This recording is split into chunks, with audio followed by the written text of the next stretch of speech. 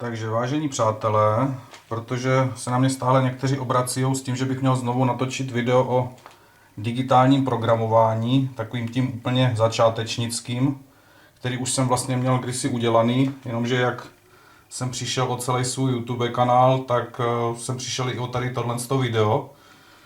Takže jsem se rozhodl, že vám tohle video udělám znovu. Bude se vlastně jednat o ten úplný začátek a seznámení s tím digitálním ovládání lokomotiv, tak jak jsem to pojal já. A snad vám to něco přinese a bude to pro všechny přínosný. Takže čím bychom začali? Začneme tím, že vlastně z analogové lokomotivy uděláme lokomotivu digitální. To se dělá tak, že se do lokomotivy vloží dekoder. Dekodéry dělíme na 3 druhy. Máme buď základní lokomotivní dekoder, který vlastně umí jenom, aby ta lokomotiva jezdila, aby svítila, přepínala různě světla. To už potom záleží, co nám umožňuje ten dekoder a co nám hlavně umožňuje ta plošná deska, co je v té samotné lokomotivě. A potom máme vyšší level a to už je potom dekoder zvukový, který teda samozřejmě umí všechny tady ty vlastnosti, co umí ten lokomotivní dekoder, to znamená mašina jezdí, svítí a navíc teda ještě u té lokomotivy jdou spouštět jednotlivý zvuky. Je tam potřeba potom většinou nainstalovat reproduktor a osadit tam všechny tady tyhle komponenty, aby ten zvuk fungoval. Tím se zabývá docela hodně lidí, takže si myslím, že není problém někoho oslovit a nechat si tu lokomotivu ozvučit. My dneska si ukážeme ten základ, to znamená jenom ten klasický lokomotivní dekoder, pak teda ještě nesmím zapomenout na to, že jsou ještě takzvaný funkční dekodéry. A funkční dekoder je v podstatě skoro ten stejný jako ten lokomotivní, pouze nemá výstup na motor, takže vlastně se to většinou používá do vagónu, na osvětlení, nebo se to používá do lokomotiv, které nemají motorek, jsou vlastně jenom jakoby maketový a většinou tyhle funkční dekodery umí akorát přepínat světla podle směru jízdy. V těch vagónech můžete rozžínat, zasínat kupé, prostě dle libosti, záleží na tom nastavení toho dekoderu. Tak, začneme tím, že jsem si pro tyhle účely vytvořil programovací kolej. Dneska samozřejmě všechny moderní centrály už mají výstup přímo na programování, takže se dá programovat i na kolejišti. Je potřeba akorát oddělit ten systém, který potom jakoby napájí celé to kolejiště od toho programovacího systému. Je to většinou na těch centrálách označený. Já jsem si ale vytvořil tady tuto programovací kolej, protože mi to připadá jednodušší. A k tomuto účelu používám do dneška klasickou starou rokokostku myš. Je to ta červená, my máme akorát tady předělanou do našich barev. A je to vlastně ten základní set, co se prostě prodával. Dneska vlastně místo těch rokokostek se prodává ta centrála Z21. Buď je to teda s tím malým Z, což je ta startovací, nebo je to s tím velkým Z, která už teda je plnohodnotná a umí všechny ty funkce. Pro ten úplný základ bohatě stačí tato kostka. Jediný rozdíl mezi touto kostkou a tou centrálou s tím malým Z je v tom, že vlastně tyhle kostky neumíjou, protože to není centrála, neumíjou číst ty CV, které jsou už jakoby uloženy v tom dekodéru. Takže buď si ty CVčka musíte někam psát, anebo si je pamatovat. Ale říkám, pro tenhle úplný začátek bez problému stačí tahle kostka. Já jsem s tou kostkou ještě donedávna napájel celý kolejiště, až později jsem si koupil už jakoby plnohodnotnou centrálu. Říkám, dneska se teda už víceméně používají ty bílý Z21 s tím malým Z. Tak, na ten začátek bych řekl, že tady to je asi jasný. Do té kostky se vlastně teda připojí to napájení. Je tady vlastně potom kabel, který je k samotný napájení kolejí. A jsou tady 2 vstupy na myši. Ten základ se vždycky zapojí do toho mástru a u téhle rokokostky je potřeba dodržovat originální kabel, který má 6 žil. Potom do ostatních centrál už se dají použít 4žilový. Konektory jsou, teď tuším, to jsou ty RJ45, ale teď nevím, jestli to nejsou RJ12. No je to úplně ta stejná zásuvka, jak se používala dříve na analogových telefonech.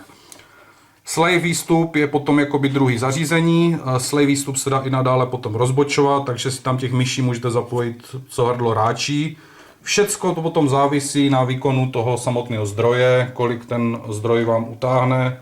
Od toho se i odvíjí vlastně, kolik můžete provozovat těch lokomotiv. Samozřejmě zase ty velké centrály dneska mají ty zdroje výkonnější, 5 amperový, takže utáhnou těch lokomotiv daleko větší množství, jak tady ta kostka.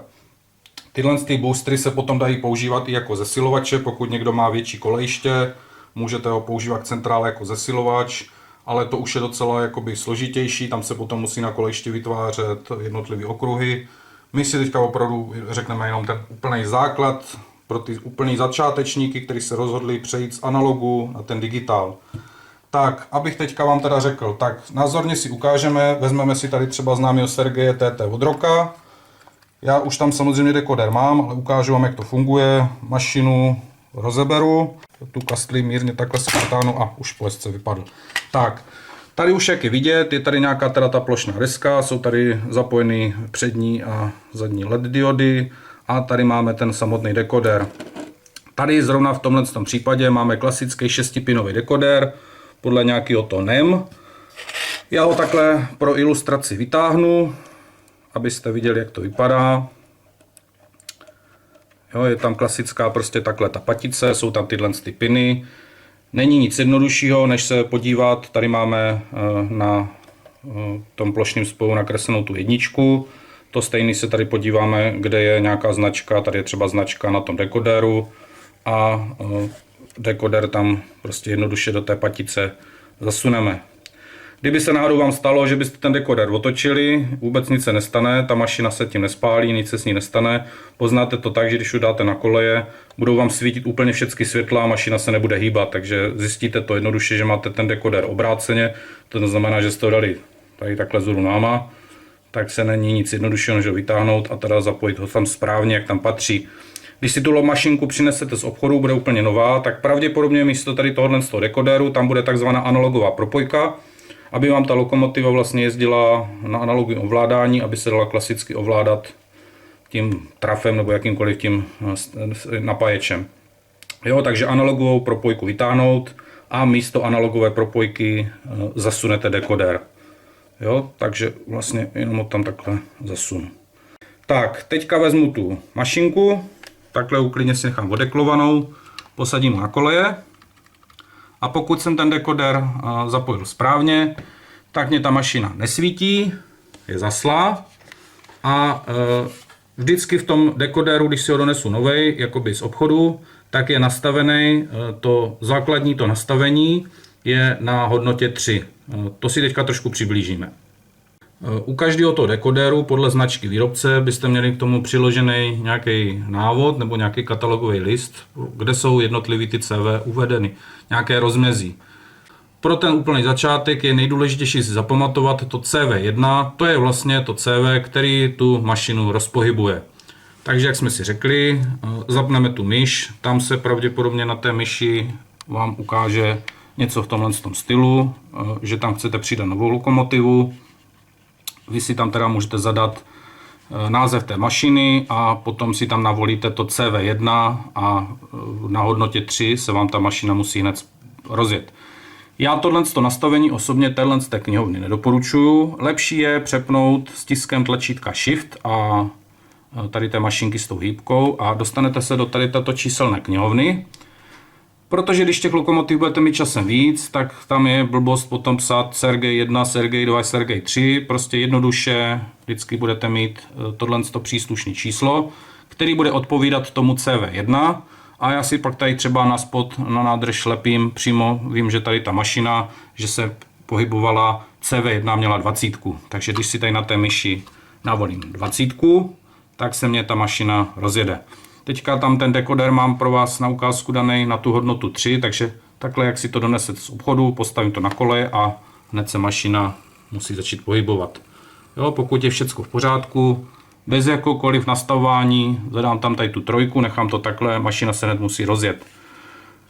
Pomocí tady tohoto tlačítka OK s tou hvězdičkou zapnu světla. Přepíná nám světla oběma směry. Ten Roko Sergej vlastně nemá koncový červený světla, takže vlastně jenom pomocí tady toho tlačítka, já to tady takhle zapnu na tu druhou stranu, ať je to vidět, takže nám zapíná, vypíná se pomocí tady tohle z toho symbolu. To je vlastně všecko, co ten základní 6pinový dekoder umí, on těch funkcí moc nemá, takže to je jenom prostě na ukázku. Jo? Takže si to ještě jednou teda zhrneme. Když tu mašinu takhle otevřu, místo dekoderu tam bude analogová propojka, tu výjmu, můžu zahodit, nebo si ji nechám, to je jedno. A na tu pozici vlastně zasunu teda zase ten příslušný dekoder. Je potřeba dodržet tady, jo, jak je to tady vidět, tam je ta jednička, je to potřeba zkontrolovat i na tom dekoderu. Říkám, když se stane, ten dekoder se vám otočí, já to klidně teďka ukážu, to teď schválně, abyste to viděli. Jo, hodím tam ten dekoder obráceně, ono se vůbec nic nestane, prostě když ho tam strčím vzhůru nohama, protože samozřejmě, jak jsou tam jenom tady tyhle piny, tak to jde zasunout oboma směrama. Jo, teďka, no, tady doufám, takhle ho tam dám, jo, a mašina mě okamžitě, jak se dotknu kolejí, vidím to, že mě svítí na obě dvě strany, hned jak ho posadím na koleje, takže vidím, že to je špatně, jo, že tam ten dekoder je prostě vzhůru nohama, takže ho prostě musím ho přehodit, musím ho zase vytáhnout, ono to teda jde docela stuha, protože jsem zatím ho tam jenom strčil a mám ho tam celou dobu. Takže vlastně okamžitě, jak tam ten dekoder zasunu v obráceně, tak to poznám, že se začnou svítit světla. Když tam ten dekoder správně, tak světla nesvítí. Jo, světla se nám rožnou, až v případě, že teda tady zmačknu zase tu hvězdičku s tím OK, rožnou se nám světla a mašina už teda začne jezdit na příslušný CV13. Tak, teďka samozřejmě, když si koupím druhou lokomotivu, zase do ní dám dekoder, tak zase by byla na té trojce. Co by se stalo? No, jezdili by nám všechny na stejné adrese, to nechcem. Takže musíme změnit tu hodnotu 3 na jiný číslo. Jak jsem říkal, tady to názorně ukážu. Tu mašinku jsem měl původně na čísle CV120. Takže si tu mašinku naprogramujeme na CV120. To znamená, změníme hodnotu CV1 na 20. Udělá se to tak, že zmačknu menu s tou jedničkou. To jsem zadal menu s jedničkou, že budu programovat CV1 a zadám si tam tu hodnotu 20. Potvrdím OK a mašina se takhle zavrněla. Já to ještě ukážu jednou, jo? Takže menu a jedničku, programu CV1 a zadám hodnotu 20. Můžu si tam zadat samozřejmě 25, 30 podle libosti. A když dám OK, mašina přijala povel, že je přeprogramovaná a už je v ní nastavená hodnota CV120.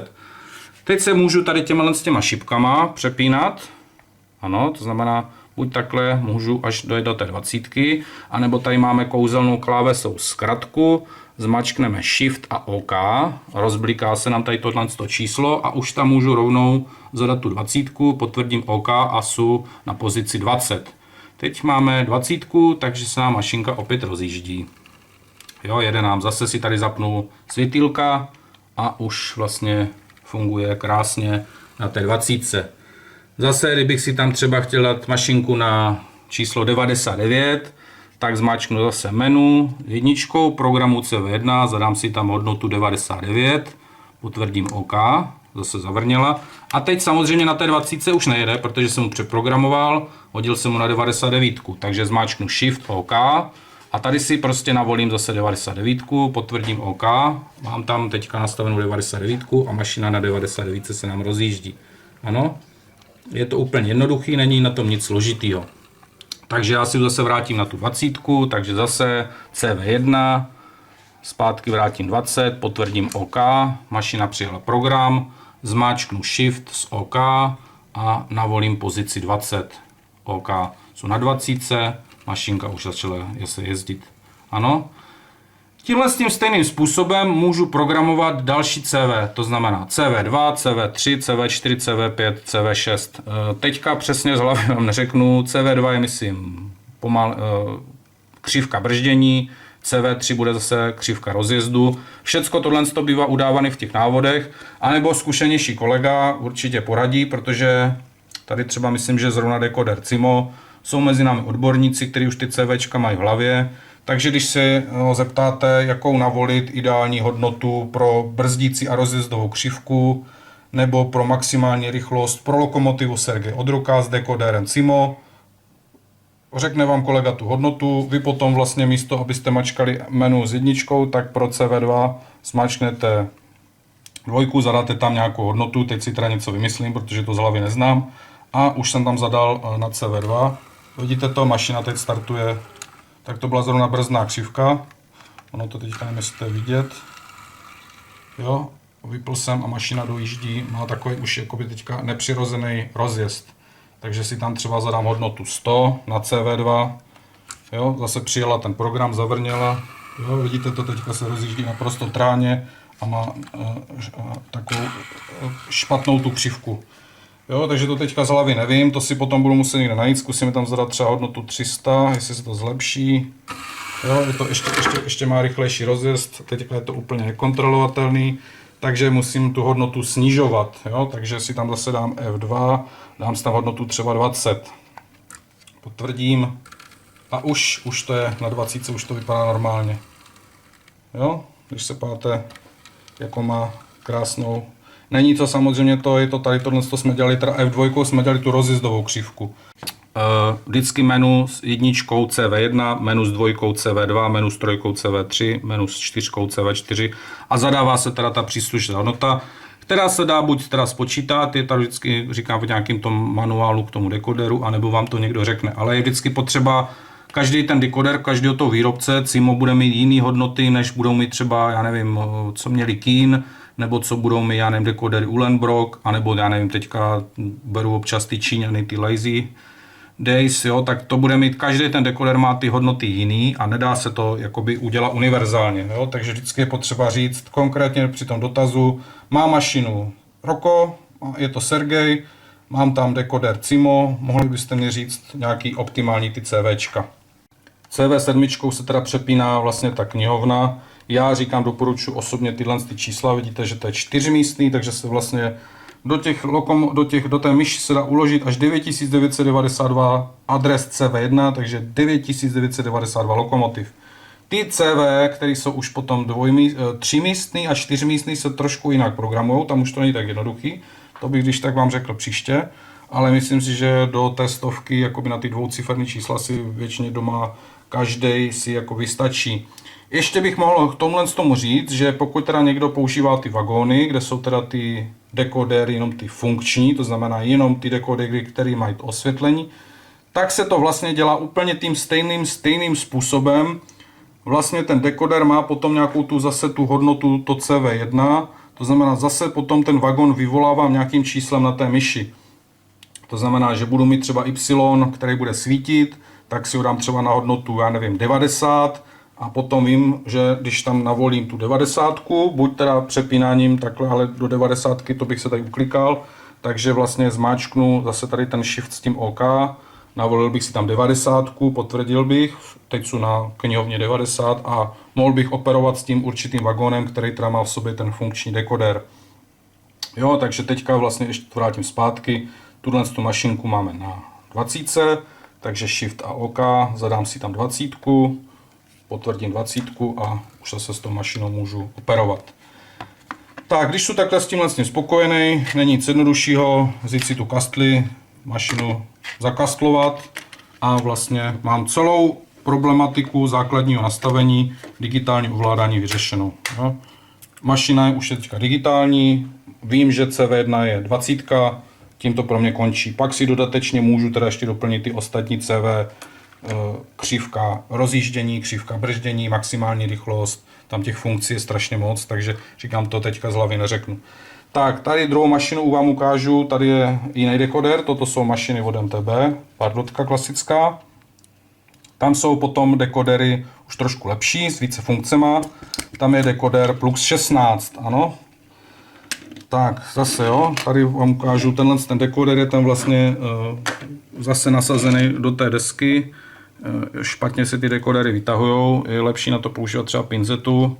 Ono, já to nemám vychozený, takže jde to poměrně špatně vytáhnout. Tak, jo, ten dekoder už je lepší v tom, že má zámek. Když se tady pojáte, tak tady jedna ta nožička tam chybí, takže když se člověk podívá tady pořádně na tu desku, vidí ten protikus, je tam vlastně klasický zámek, takže ten dekoder prostě bych tam obráceně s citem nedal. Jo, musím tam dát prostě tak, jak do té patice patří. Zase vlastně, když si tu mašinku donesu, MTB to takhle má pořád, tohle už je mimochodem pojezd, který teda v sobě nemá repráček, už to z nějaké té novější série. tak se vlastně tady na tomhle místě bude nacházet ta analogová propojka. Zase to je, aby ta mašina mohla jezdit analogově a mohla přepínat světla, tak tam bude vlastně něco takového podobného, jak je ten dekoder. Vytáhnu analogovou propojku, na jeho místo zastrčím, nebát se to, aby tam pořádně se jakoby usadil. To já tady třeba ještě, jak jste viděli, tam lepím pásku, aby nedošlo k nějakému kontaktu s tím plošným spojem, takže pořádně tam potřeba usadit ten dekoder a tím je ta mašina zase připravená na to programování. Jo? Je tam zase osazený, takže tento dekoder Plux 16. Ten dekoder Plux 16 už těch funkcí má víc. Posadíme si ho na koleje. Je to zase úplně to stejný. Teďka zase jsem ten dekoder, teď nevím, jestli jsem ten dekoder restartoval, takže zase si to můžeme zkusit s tou trojkou. Takže hodím si tu knihovnu zase na tu trojku. Zkusím, jestli se ta mašinka hýbe na trojce se nehýbe, já už tam něco mám naprogramovaného. Mám tam hodnotu 24. Jo, takže si tady vlastně na té knihovně si zase tady navolím číslo 24. OK. A opět by měla začít se hýbat. Ano, už se hýbe. Jo, takže 24. Už mám nastavený CV1 24. To programování je zase úplně stejný. Jo. Menu F1, volím CV1, já tam mám zadanou hodnotu 24. Zase tady tímhle s tím rožnu světla, který se mě teda přepíná ve směru jízdy. Ano, klasický bílý poziční přední světla. A na funkci 1 si myslím, že jsou koncové světla. Ano, teď se rozdělí tady koncovky, já to přepnu, abyste viděli z druhé strany. Ano, takže teď se mě přepínají už i koncové světla, který teda tady můžu tímhle s tím tlačítkem vypnout a zasnout. Já to tady přepnu, aby to bylo vidět na té druhé straně. Jo, teďka ta mašina jede, zastavím ji a vypínám jedničkou, co má funkci 1, vypínám koncové světla. Ty jsou vlastně jakoby nezávislé na tom, jestli svítí bílé světla, červený si můžu zapínat dle libosti. Když třeba táhnu vagóny, že jo, tak je blbost, aby mě svítilo do nich červenými světlama, takže si ho v funkci 1 se ho vypnu. Já tu mašinu nemám nastavenou, takže samozřejmě potom se tady dá nastavit další osvětlení kabiny. Některé mašiny umíjou, to se třeba zapíná dvojkou, na trojce bývá režim posun, že ta mašina jde na maximálně vytočení kolečka, myši jde pomaleji. Zase záleží na té desce, záleží na tom, kolik má ten dekoder těch funkcí. Konkrétně do těchto z těch mašin NTB spoustu kluků dělá doma nový tyhle desky, aby se dala využít maximálně zase ta funkčnost toho dekoderu. Jo, protože ten Plux 16 těch funkcí má víc než ten základní 6-pin, takže se dají vlastně přidávat další funkce. Tak, teďka vlastně vám můžu ukázat to, v čem je kouzlo toho digitálu tak úžasný, protože samozřejmě, když mám analog, tak když si postavím takhle dvě mašinky na tu jednu kolej, tak samozřejmě, kdybych teďka měl klasický transformátor, tak se mě rozjedou ty mašiny obě dvě. Jo, tady si teďka nechám tuhle odstavenou a můžu operovat vlastně jenom s touhle jednou lokomotivou. Jo, takhle si ji tady dáme na konec. Tuhle tu mašinu teďka máme, já si to teďka pro názornost, abyste to viděli, tak si tady tuhle tu. Jo, a teďka ještě bych měl poznamenat, je to taky důležitá věc, nikdy nesmí být na té kolejnici ty mašiny dvě, protože teďka, kdybych začal programovat a měl tam ty lokomotivy dvě, tak teďka, kdybych zadával CV1 třeba tu 4, 5, já nevím, tady třeba tu 24, tak by se to naprogramovalo do dvou lokomotiv. Takže vždycky, když něco programuju, je potřeba na té koleji mít skutečně jenom jednu tu mašinu. Tak, teďka vám něco ukážu, abych nemusel tady přepínat, tak vám tady dám tuhle mašinku, si dám CV1 na 4. OK, zase přijela, zavrněla.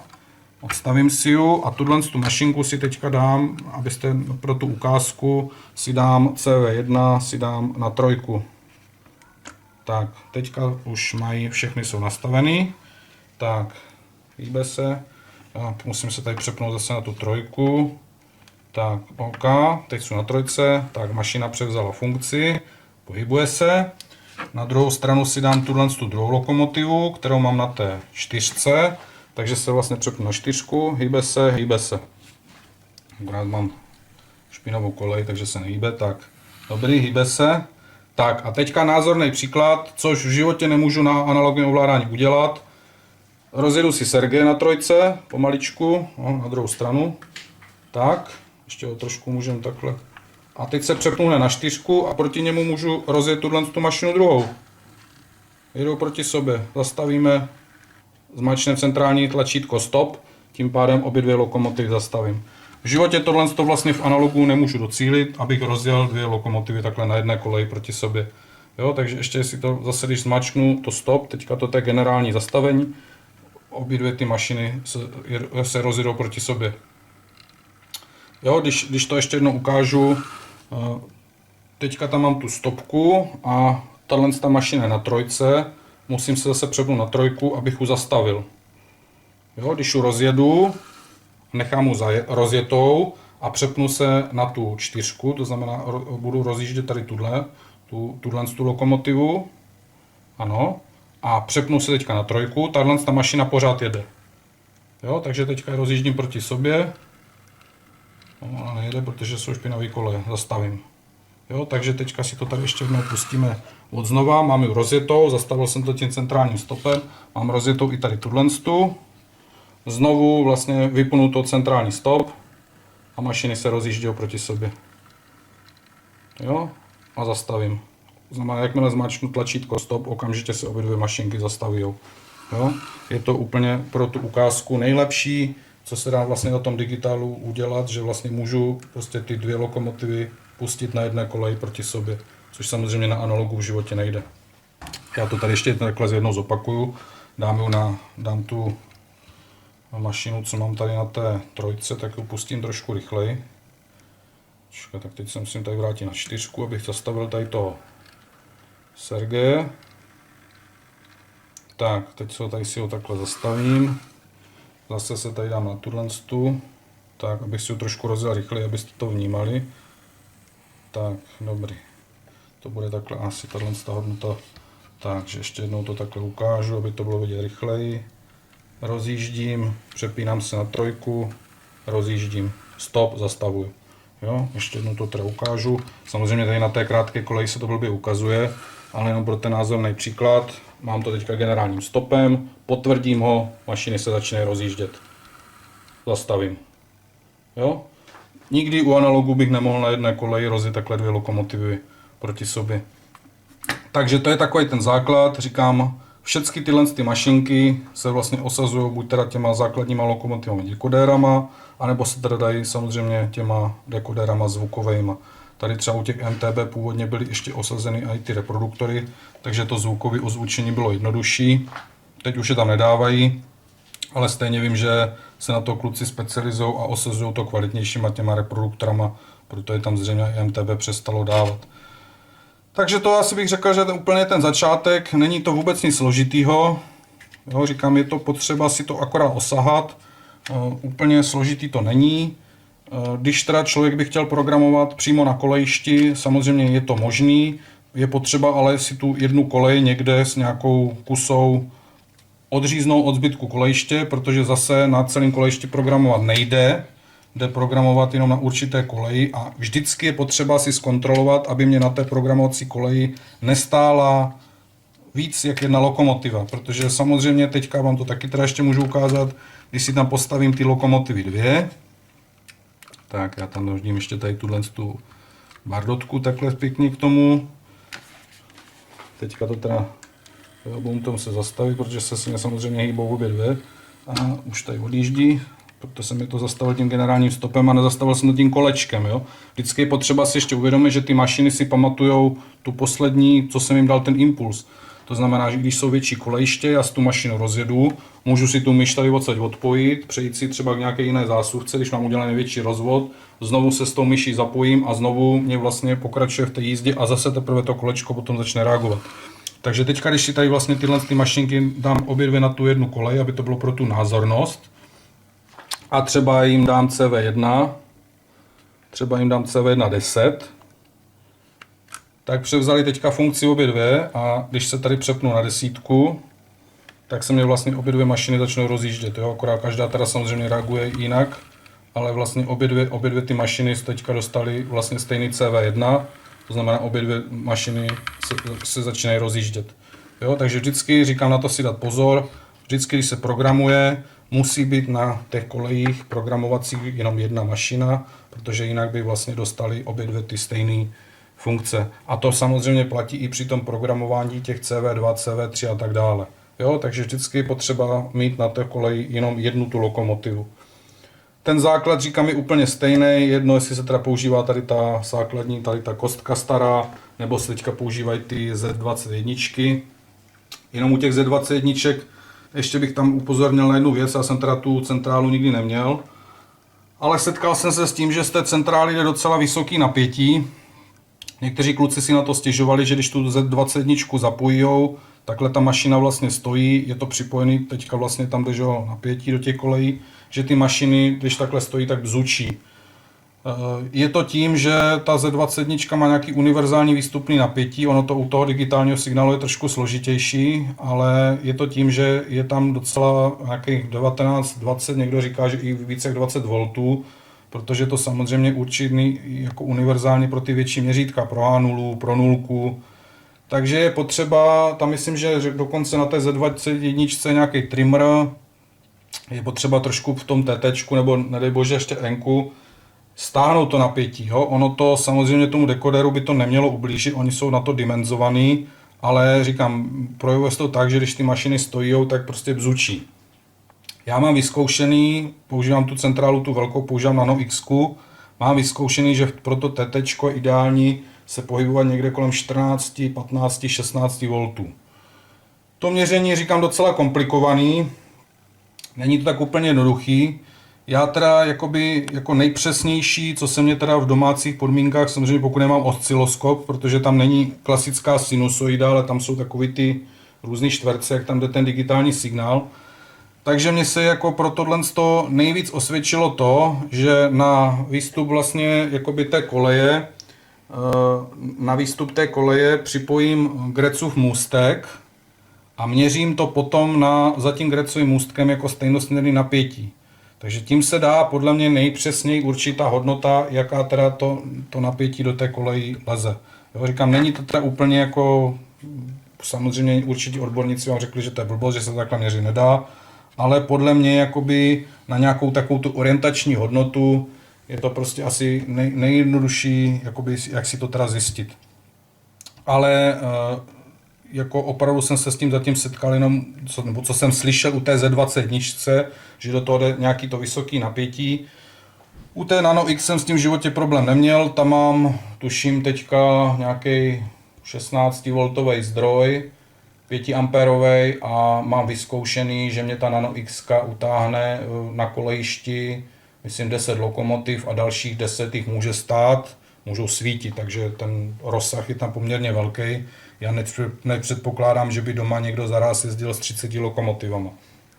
Pokud by to někdo chtěl mít takhle rozsáhlý kolejiště, nebo se to potom dělá, i když jsou ty modulové setkání, tak říkám, musí se to potom rozdělit ty kolejiště na jednotlivé úseky, pak se přímo do toho vřazují tady ty boostery, protože ty vlastně jako primárně fungují jako zesilovače. Ale nemám s tím osobně žádné zkušenosti, kolejiště mám doma poměrně velký, však to víte, a vlastně všecko mě to donedávna utáhla jenom ta kostka a neměl jsem nikdy žádný problém s tím, že by mě nějaký mašinky zastavovaly nebo že by mě to neutáhlo. Je samozřejmě potřeba na tom digitále, takhle když bych řekl, že kolejiště, tak mít různý jednotlivý napájecí úseky, nemít to mít takhle jak na té krátké koleje, jenom na jeden napájecí bod. I samozřejmě v digitále se to dá rozdělit ty kolejiště na určitý úseky, protože samozřejmě dají se využívat potom ty funkce A, B, C, dají se potom využívat tím rozdělením úseky, že vám detekuje, kde ta lokomotiva se nachází nebo kde se nachází celá souprava. Převážně se to používá vlastně i ve skrytých částech, kde se vlastně rozdělí jednotlivé úseky. Potom tam máte ty zpětné ohlasy, ty S88, které vám vlastně i detekují, kde ta souprava se nachází, že ten úsek je obsazený, to znamená, když potom jakoby ten digitál vezmete už jako v těch složitějších a pokročilejších funkcích, tak se i přes ten počítač se dá přímo sledovat, kde se ta souprava nachází, aby vám na tu další kolej nenajela další souprava. Ale pro moje třeba domácí kolejiště, já tam žádný úseky rozdělený nemám, mám to všecko vlastně na jednu nepřerušenou, dalo by se říct, kolej, mám tam akorát dvě přerušené úseky kvůli vratným smyčkám, ale jinak je to všecko pospojovaný, jsou tam jednotlivé napájecí body a za celou dobu, co to kolejiště máme, což už teďka bude, já nevím, možná 8-9 let, tak jsem v životě s tím neměl žádný problém, že by mě to někde zkratovalo, že by byl nějaký problém. Ještě tohle, když mluvím tady zrovna o těch zkratech, je potřeba si uvědomit, že všechny tady tyhle rokočásti jsou chráněny proti zkratu, to znamená, cokoliv, jako když se mně dostane, mašina jede, udělám zkrat, okamžitě se objeví na myši tento symbol, vím, že se mě někdo něco vyskratoval. Odstraním příčinu zkratu, tady jsem si to teďka vyskratoval, že spol jsem kolej, odstraním příčinu zkratu, zmáčknu znovu stopku, mašina se znovu rozjede, jo. Takže jakmile dojde ke zkratu, ono to takhle udělá takovýhle tady to typický zapištění, nevím, jestli to je slyšet, já to zkusím ještě jednou. Jo, odstraním zkrat, zase potvrdím stopkou. Jo, takže vlastně se nám rožne tady ten blesk s tou stopkou a vím, že teda na kolejišti vznikl někde nějaký zkrat, že teda je potřeba ten zkrat odstranit a potom vlastně, když potvrdím to tlačítko stop, tak se mně vlastně zase ta mašina rozjede. Tohle se může stát, i když právě se mě na tom kolejišti mám potom těch mašinek hodně a přetížím vlastně ten napájecí zdroj té centrály, to se vlastně stává taky, že se mě tam potom objeví ten blesk s tou stopkou a já chodím a pátrám a zjišťuju, že nemám nikde žádný zkrat, čím se to může stát.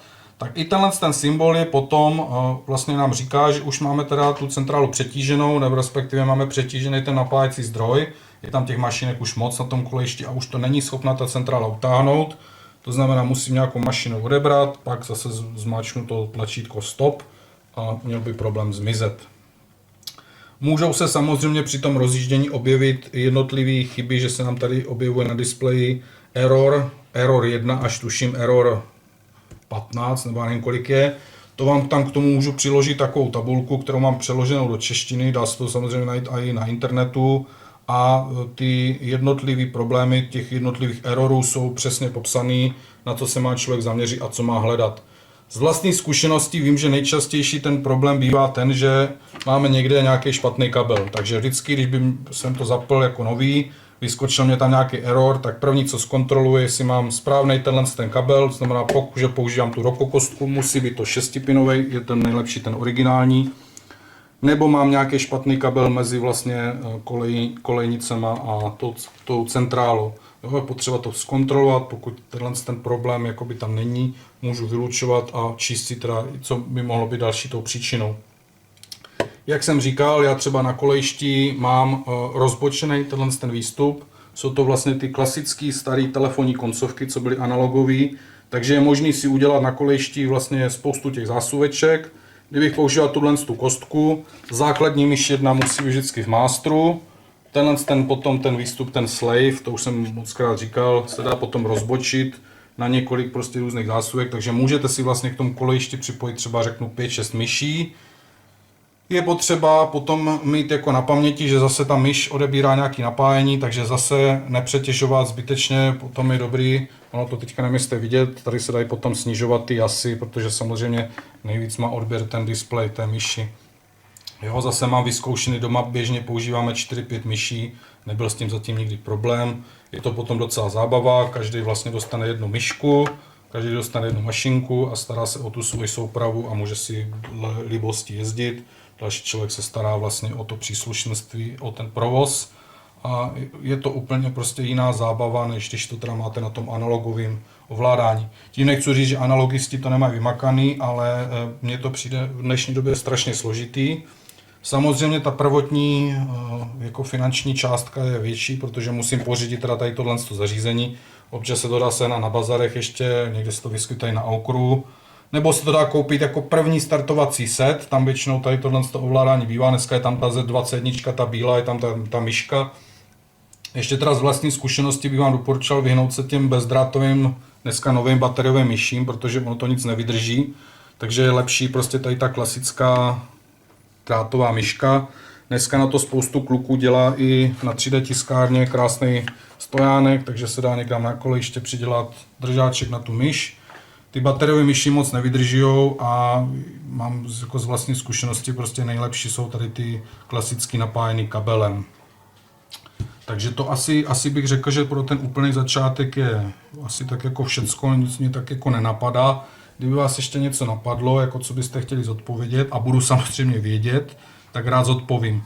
Už teďka vám řeknu, že ovládání příslušenství na kolejišti mám pořád analogový, do tohohle z toho jsem nikdy neprokoukl, takže neptejte se mě, jak se ovládají digitální výpky, to opravdu nevím. Vím, že se to potom vyvolává přes tady tohle tu funkci, ale řekl bych, že to bude zase podobný. Výpka musí mít nějaký dekoder, takže vám k tomu vůbec nic nepovím. Jo, takže říkám na závěr, abych tohle shrnul celý tady to vykládání. Koupím si mašinku, bude v ní analogová propojka. Zjistím si u výrobce, jaký tam je typ té patice, to znamená, buď je tam tady, jak bylo u toho Sergeje Rokáckého, ten základní 6pinový dekoder, v TT potom ještě bývají ty plus 16 a teďka ty poslední mašiny, to vím, že mývají ten Next 18. Takže tyhle ty 3 typy dekoderů jsou nejčastěji v tom TT. H0 se samozřejmě používá ještě potom ten Plus 22, což je zase s více funkcema. Když tam dám teda ten zvukový dekoder, je potřeba ještě tam vložit ten reproduktor, udělat tam nějakou ozvučnici a potom vlastně tady těma jednotlivýma funkcema spouštím jednotlivý zvuky. Při tom rozjezdu kolečkem se mě teda vlastně spouští ta akcelerace nebo brždění té samotné lokomotivy.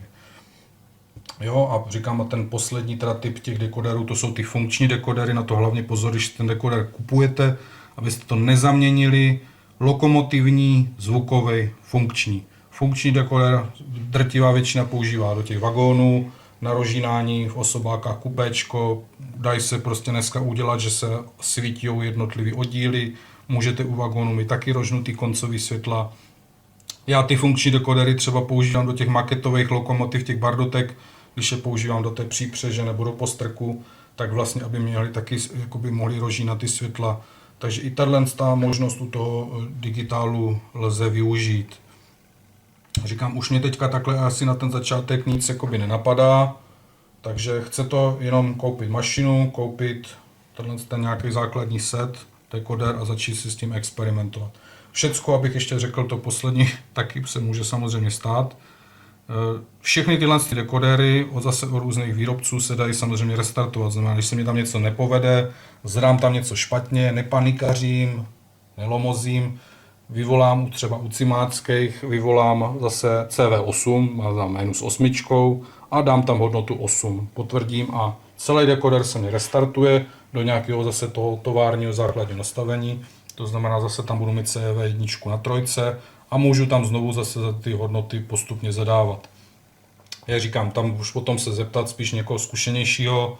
Oni většinou kluci už ty CVčka mají vypsaný, víjou, že já nevím, ten Plus 16, Cimo, Bardotka, MTB a teď vám řeknou, je tam třeba problém, protože když si tu mašinu postavím, dám si tam ten dekoder, jak to, že se mě nepřepínají ty světla ve směru jízdy, jak to, že musím prostě tu mašinu nastavovat pro každý směr, no protože tam mám právě ty CV, nemám je tam nastavený, takže se tam potom nastavují ty hodnoty, směrové hodnoty těch světel, závislosti, jo, těch CVček se tam nastavuje poměrně hodně a vždycky vám určitě někdo poradí přesně, jaký ty hodnoty tam jako se do těchto z těch lokomotiv mají nastavit.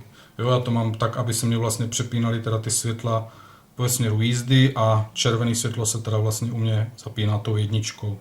No, tak to by bylo asi tak jako všecko. Říkám, pokud by byly ještě nějaké dotazy k tomu, pokud budu vědět, rád odpovím. Jediný teda říkám, neumím teda programovat to příslušenství. Takže děkuji za pozornost, na to takhle pro všechny bude přínosem a TT obzvlášť zdar.